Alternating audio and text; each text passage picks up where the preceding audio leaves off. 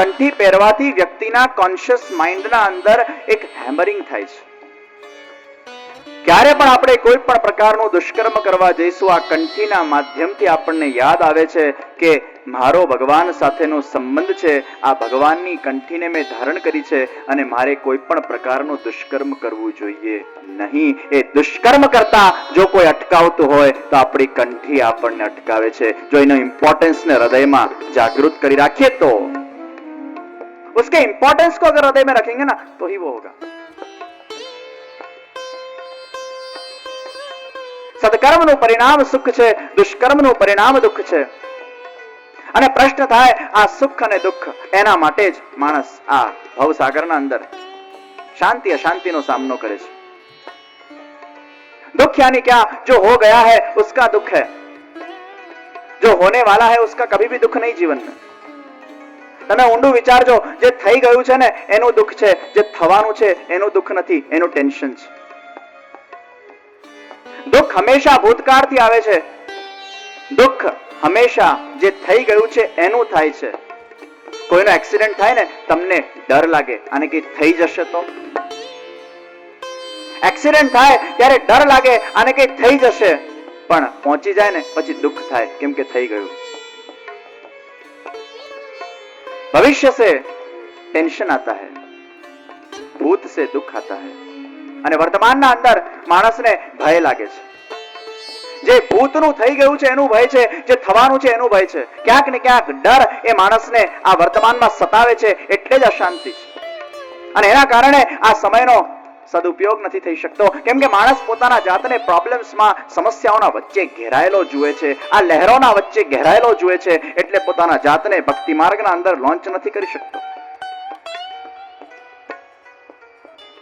બહુ ટેન્શન છે, બહુ પ્રોબ્લેમ્સ છે, બહુ સમસ્યાઓ છે, બહુ જીવનના અંદર હેરાનગતિઓ છે, બહુ આ છે, બહુ ત્યાં છે. અને એવો ખોવાઈ જાય છે આ સંસારની પરિસ્થિતિઓના અંદર, એવો ખોવાઈ જાય છે આ સંસારના ઉલઝનોના અંદર, ગૂંચવણોના અંદર, કે સમય એમાંથી પછી કાઢી શકતો નથી. ટેન્શન હે. આ દુનિયાના અંદર જે પરિસ્થિતિનો સારી રીતે સામનો કરી શકે ને એ જ વ્યક્તિ એ વર્તમાનને સુંદર બનાવી શકે છે. પ્રશ્ન ત્યાં છે કે આપણે પરિસ્થિતિનો સામનો નથી કરી શકતા, કારણ કે આપણા મનના અંદર આપણને કેવલ સુખ જ જોઈએ છે, કેવલ આનંદ જ જોઈએ છે, એટલે વિપરીત પરિસ્થિતિને સ્વીકારી શકતા નથી. આ દુનિયાના અંદર સુખનો સ્વીકાર કરવાથી સુખ વધે છે અને દુઃખનો સ્વીકાર કરવાથી ઘટે છે દુઃખ. પણ આપણે અસ્વીકાર કરીએ છીએ સુખનો પણ ને દુઃખનો પણ. હંમેશા દુનિયાના અંદર દુઃખ અસ્વીકારવાથી જ આવે છે. જ્યાં મન અને બુદ્ધિ સાથે ભેગા મળીને બેસી જાય છે ને ત્યાં સુખ છે, પણ જ્યાં મન અને બુદ્ધિ વિપરીત ચાલે છે ને ત્યાં દુઃખ છે. ઘણી વાર તમારું મન કંઈક કહેતું હોય અને બુદ્ધિ કંઈક કહેતી હોય. મન કે છે મને આ જોઈએ છે, બુદ્ધિ કે છે તને આ નહીં મળે. મને આ જોઈએ છે અને મને આ નહીં મળે, આ બંને જ્યાં માઇનસ પ્લસ નું જ્યાં ઘર્ષણ થયું ત્યાં કન્ફ્યુઝન છે, ત્યાં જ અશાંતિ છે. પણ જ્યાં મન અને બુદ્ધિ એક સાથે લાગી જાય છે ને ત્યાં જ સુખ છે. પરિસ્થિતિનો સામનો, અને આ પરિસ્થિતિઓનો સામનો કરવા માટે તો શ્રી વલ્લભાચાર્યજી જેવા આચાર્યએ આટલો શ્રમ કરીને આટલા બધા સુંદર ગ્રંથોને પ્રગટ કરીને કે ભક્તિ માર્ગના અંદર જો તમારા અંદર આ જ્ઞાન હશે ને જગતનું, જીવનું, બ્રહ્મનું, તો જ તમે એમાં આગળ વધી શકશો. આ ધર્મશાસ્ત્ર શેના માટે છે? આ ધર્મ ગ્રંથો શેના માટે છે? શ્રી મહાપ્રભુજી ના ષોડશ ગ્રંથો શેના માટે છે? એ પ્રત્યેક ષોડશ ગ્રંથોના અંદર આપણા મનને કોન્સન્ટ્રેટ કર્યું છે. પછી બાલબોધ હોય, નવરત્ન હોય, વિવેક ધૈર્ય આશ્રય હોય કે કૃષ્ણાશ્રય હોય, આ બધા જ ગ્રંથોનો નિચોડ એ આપણા મન ઉપર કેન્દ્રિત કરે છે કે આપણે આપણા જીવનની અમુક પરિસ્થિતિઓના અંદર આપણી શ્રદ્ધાને ડગમગાવીએ નહીં. એના માટે તો આ બધા ગ્રંથોનું એ વાંચન, અધ્યયન આવશ્યક છે. કેમ કે એવી અનેક પરિસ્થિતિઓ જીવનમાં આવતી હોય છે જેનો સામનો માણસ નથી કરી શકતો.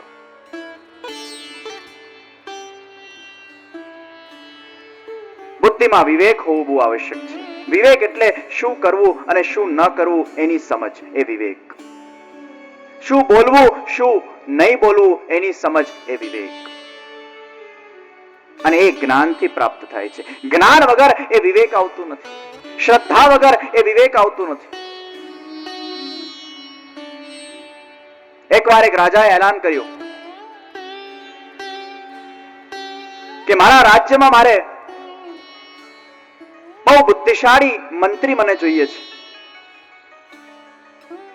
અને રાજાએ કીધું કે હું મારા રાજ્યનો મંત્રી એને જ બનાવીશ જે મારી પરીક્ષાના અંદર પાસ થશે. ગામમાંથી 5 બુદ્ધિશાળી લોકોને ભેગા કરવામાં આવ્યા. અને આ 5 બુદ્ધિશાળી લોકો ભેગા થઈને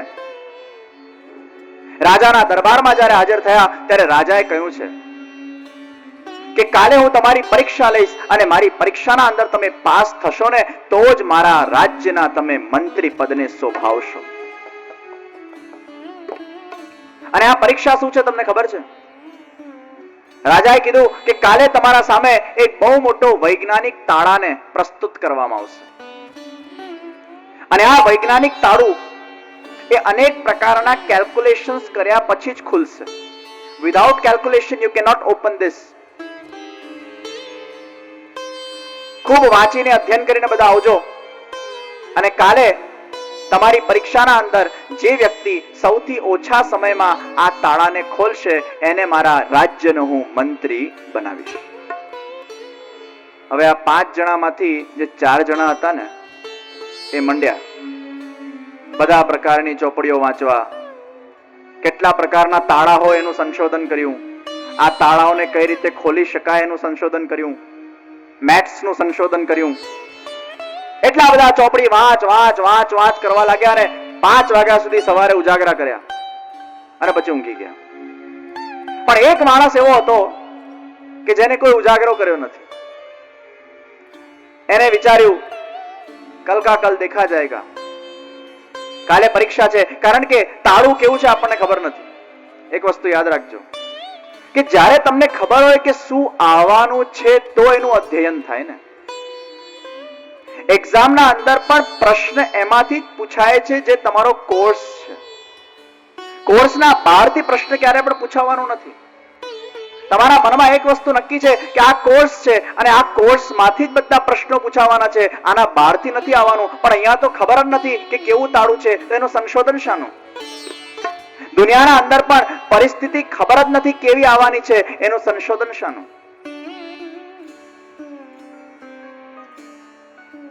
ઊંઘી ગયા છે.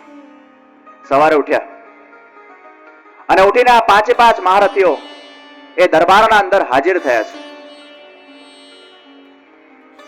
મોટું તાળું મંગાવવામાં આવ્યું છે અને આ વિશાળ તાળાને જોઈને બધા એવા ગભરાઈ ગયા કે આ તાળાને તો ક્યારે ખોલશું, આ જન્મમાં તો ખોલવું અસંભવ લાગે છે. પહેલો માણસ ગયો, તાળાને છંછેડ્યું, ગળમથલ કરી, આમ કર્યું તેમ કર્યું, તાળું ખુલ્યું નહીં. બીજો ગયો, ખુલ્યું નહીં. ત્રીજો ગયો, ખુલ્યું નહીં. ચોથો ગયો, ખુલ્યું નહીં. આ ઉજાગરા વાળા. જે 5મો હતો ને, જેને ઉજાગરો નથી કર્યો, એ રિલેક્સ થઈને સૂઈ ગયો છે. અને ઉઠીને સૌથી પહેલા એને તાળાની પરિક્રમા કરી.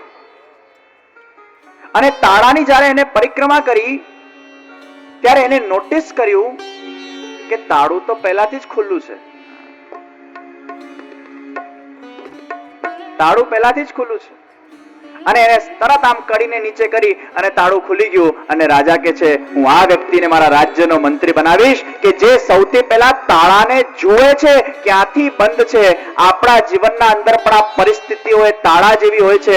ઘણીવાર પરિસ્થિતિઓ એ ખુલી જ હોય છે પણ આપણા મનથી એનું બંધન થતું હોય છે અને આપણા મનથી એનું સ્ટ્રેસ આપણે લેતા હોઈએ છીએ. એટલે ખુલેલી તાળા જેવી પરિસ્થિતિ પણ આપણને એ બંધિયાર લાગે છે અને સમયનો સદુપયોગ આપણે કરી શકતા નથી. કેમ કે વિવેક બુદ્ધિ નથી. પરિસ્થિતિઓને તમારા પર હાવી નહીં થવા દો. અરે તમે પરિસ્થિતિ પર હાવી થાઓ. ટેલ ધ પરિસ્થિતિ મારા જીવનના અંદર આનો સામનો કરવાની મારા મનના અંદર એ ચેલેન્જિંગ કેપેસિટી છે.